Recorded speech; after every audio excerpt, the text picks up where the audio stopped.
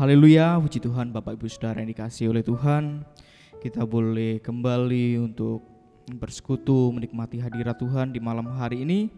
Dan kita akan sama-sama mendengarkan kebenaran firman Tuhan di malam hari ini. Sebelum kita mendengarkan kebenaran firman Tuhan, mari sama-sama kita tundukkan kepala, kita berdoa. Bapa yang baik, kami mengucap syukur Tuhan di malam hari ini buat kasih setia Tuhan, pertolongan Tuhan yang tak pernah habis kami boleh nikmati dalam hidup kami ini Tuhan.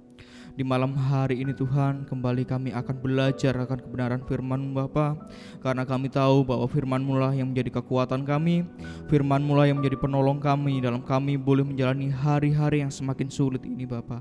Terima kasih, biarlah kami mau siapkan hati kami yang paling baik Engkau taburi dengan firman-Mu Bapa, sehingga firman-Mu ini boleh bertumbuh dan berbuah untuk hormat kemuliaan bagi nama-Mu Tuhan. Terima kasih, kami terima berkat-Mu, berkat kebenaran firman-Mu di dalam nama Tuhan Yesus Kristus. Haleluya, amin. Puji nama Tuhan. Selamat malam Bapak Ibu Saudara yang dikasihi oleh Tuhan. Renungan di malam hari ini saya beri judul persembahan terbaik. Saya beri judul persembahan terbaik. Kita mungkin banyak melihat dari cerita-cerita di Alkitab dalam perjanjian lama, kisah-kisah bagaimana Allah menginginkan persembahan yang terbaik dari umatnya. Allah menginginkan bahwa umatnya itu harus mempersembahkan persembahan yang terbaik kepada Allah. Contohnya dalam kitab Imamat, Tuhan mengatur sedemikian rupa bagaimana umat Israel itu harus mempersembahkan kepada Tuhan. Persembahan itu dengan apa, bagaimana bentuknya, terus bagaimana cara mempersembahkannya. Korban itu tidak boleh cacat di hadapan Tuhan. Korban itu tidak boleh yang buruk. Tapi Tuhan atur semuanya. Tuhan menginginkan persembahan yang terbaik dari kita. Kalau kita melihat dalam perjanjian lama pada waktu itu, bukan seberapa banyak mereka mempersembahkan kepada Tuhan. Kita bisa melihat bahwa kekayaan mereka sangat banyak pada waktu itu. Harta ternak mereka banyak sekali, melimpah-limpah pada zaman itu. Tetapi Tuhan tidak melihat dari seberapa banyaknya persembahan mereka, bukan seberapa mahalnya persembahan mereka pada waktu itu. Tetapi Tuhan minta yang terbaik. Yang terbaik belum tentu banyak, yang terbaik belum tentu mahal.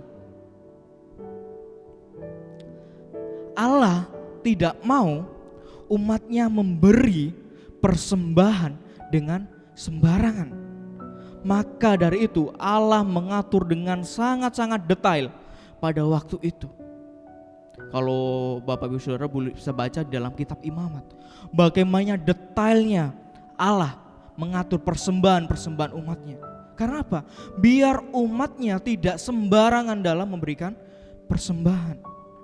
Kenapa sih kita harus memberikan persembahan kepada Allah? Kenapa? Bukankah Allah itu sudah kaya? Bukankah Allah itu penuh dengan kelimpahan? Kenapa kita umatnya itu harus mempersembahkan kepada Allah? Persembahan kepada Allah itu adalah bentuk ucapan syukur kita kepada Allah. Karena kemurahan Allah, karena kasih karunia Allah yang dilimpahkan kepada kita, kita patut mengucap syukur. Ucapan syukur kita bisa dalam bentuk persembahan. Dan semua korban dalam perjanjian lama, baik itu lembu, baik itu domba, baik itu burung dan sebagainya, itu sudah digenapi oleh Yesus Kristus di atas kayu salib. Jadi korban-korban yang dulu dibawa oleh imam-imam untuk dipersembahkan dalam kemah suci, itu sekarang sudah tidak ada lagi. Karena apa? Sudah digenapi oleh Tuhan Yesus Kristus di kayu salib. Jadi persembahan yang seperti itu sekarang sudah tidak ada. Kalaupun masih ada, berarti orang itu tidak menghargai karya Yesus di kayu salib. Itu Yesus sudah datang ke dunia untuk menebus setiap dosa-dosa kita, menebus setiap orang-orang yang percaya kepada Allah. Dengan apa? Dengan mengorbankan nyawanya, mengorbankan tubuhnya, Maka dari itu ia menggenapi persembahan-persembahan, ia menggenapi korban-korban pada waktu itu. Puji nama Tuhan. Mari kita akan buka ayat pokok kita di dalam Roma, ayat yang sudah tidak asing lagi bagi kita. Roma 12 ayatnya yang pertama. Saya akan bacakan untuk kita semua di malam hari ini. Roma 12 ayat yang pertama. Judul perikopnya adalah persembahan yang benar. Karena itu saudara-saudara, demi kemurahan Allah, aku menasihatkan kamu supaya kamu mempersembahkan tubuhmu sebagai persembahan yang hidup, yang kudus, dan yang berkenan kepada Allah. Itu adalah ibadahmu yang sejati. Lihat. Kita sudah melihat di sini bahwa persembahan yang dikenan Allah adalah tubuhmu. Ini suratan Paulus kepada jemaat di Roma. Dikatakan, persembahkanlah tubuhmu sebagai persembahan yang hidup, yang kudus, dan yang berkenan kepada Allah. Kenapa harus tubuh? Kenapa harus tubuh kita yang kita persembahkan kepada Allah? Kenapa tidak kekayaan kita, harta benda kita, atau yang lain lah, tanah kita, rumah kita? Kenapa harus tubuh kita yang kita persembahkan kepada Allah? Alasannya sederhana. Kenapa harus tubuh kita yang dipersembahkan kepada Allah? Karena tubuh kita adalah hal yang paling berharga yang kita miliki. Tubuh kita ini adalah hal yang berharga yang kita miliki. Kenapa bisa begitu? Saudara akan lebih merelakan harta kekayaan saudara hilang atau dicuri orang atau dibinasakan daripada tubuh saudara. Tubuh kita ini akan sangat kita sayangi, sangat kita kasih. Kita rawat tubuh kita. Ada yang kurang dari tubuh kita, lengkapi.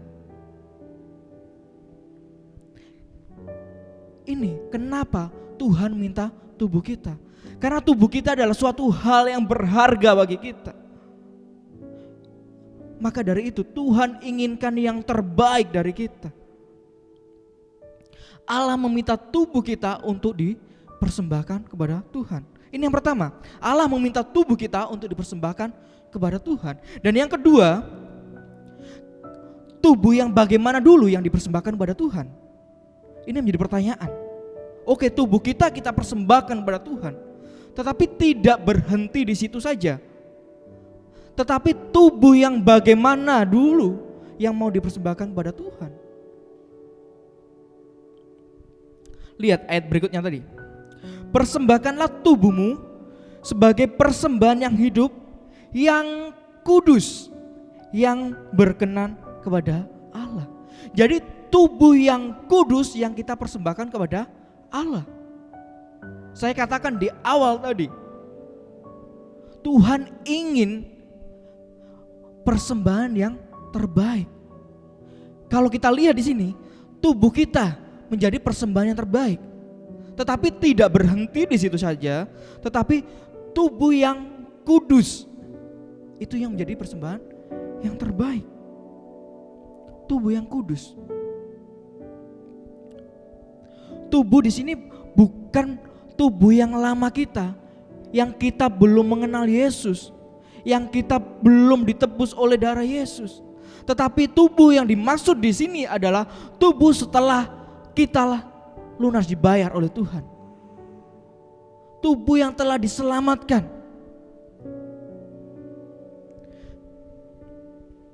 Jadi tubuh yang kudus. Bagaimana kita mau mempersembahkan yang terbaik kepada Tuhan jika tubuh kita masih dikuasai dengan dosa? Bagaimana kita mau memberikan yang terbaik bagi Tuhan, tubuh kita untuk Tuhan, jika kita masih menjadi batu sandungan bagi orang lain? Bagaimana kita mau memberikan yang terbaik bagi Tuhan jika hidup kita tidak jadi berkat? Bagaimana kita mau memberikan yang terbaik bagi Tuhan? mau mempersembahkan tubuh kita kepada Tuhan jika kita tidak setia dalam hal-hal kecil. Persembahan-persembahan kita tidak taat, persepuluhan kita tidak taat. Bagaimana kita mau memberikan tubuh kita yang sepenuhnya, sedangkan hal-hal kecil saja kita tidak taat. Kita tidak taat melakukannya.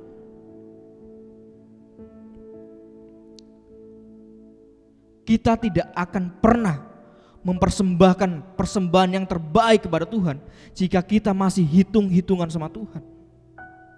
Jika aku memberi ini, maka aku akan dapat apa? Jika aku memberi ini, Tuhan akan kembalikan apa? Kita tidak akan pernah memberikan yang terbaik jika kita masih hitung-hitungan sama Tuhan. Kita beribadah kepada Tuhan, kita melayani Tuhan, kita menjadi anak-anak Tuhan, kita melayani dengan setia, bukan sebagai investasi. Kita memberi itu bukan investasi. Kita memberi karena ucapan syukur kita kepada Tuhan.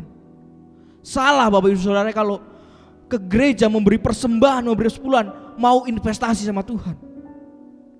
Salah. Jangan masuk gereja. Kalau masuk gereja memberi persembahan karena ingin diberkati, seperti orang berinvestasi. Ingat ini, kita tidak akan pernah memberikan yang terbaik. Tubuh kita sebagai persembahan yang kudus, yang berkenan kepada Allah, jika kita masih hitung-hitungan sama Tuhan.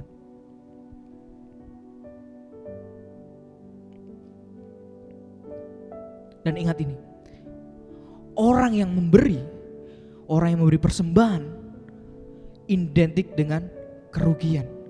Jadi jangan berharap ketika kita memberi maka akan dapat keuntungan. Jangan berharap. Kenapa? Memberi identik dengan kerugian. Ini.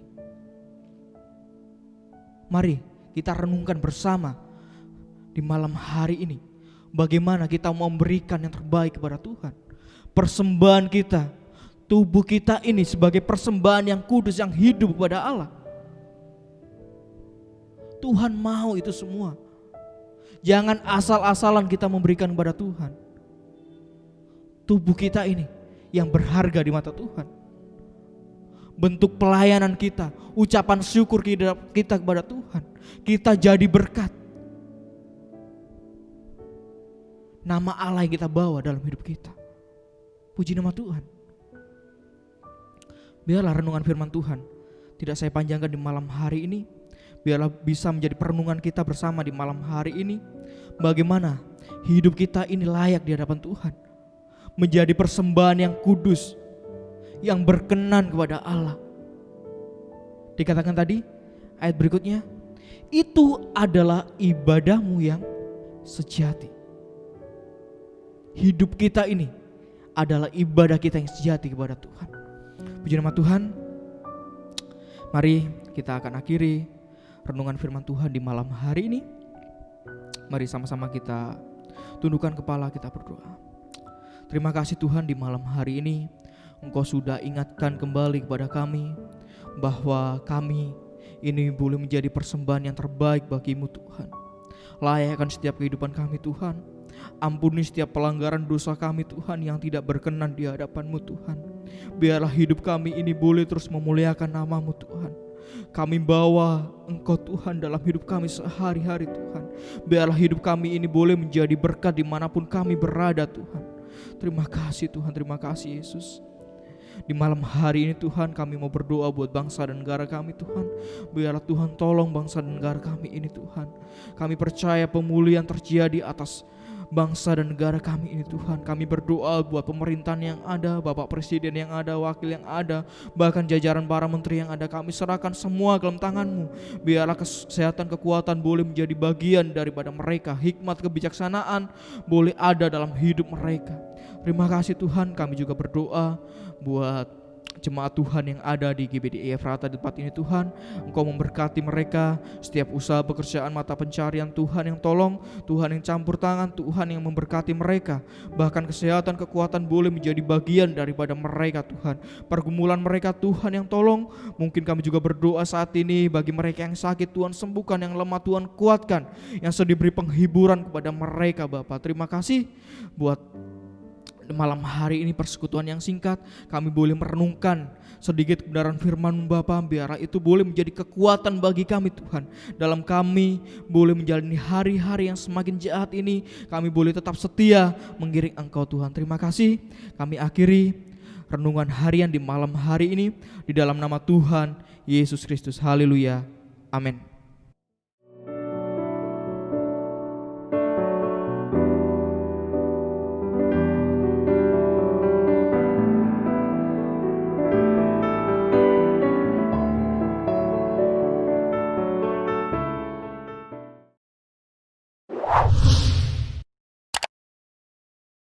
Subscribe channel YouTube GPDI Efrata Yogyakarta dan aktifkan lonceng notifikasinya untuk mendapatkan informasi seputar live streaming dan video khotbah terbaru lainnya.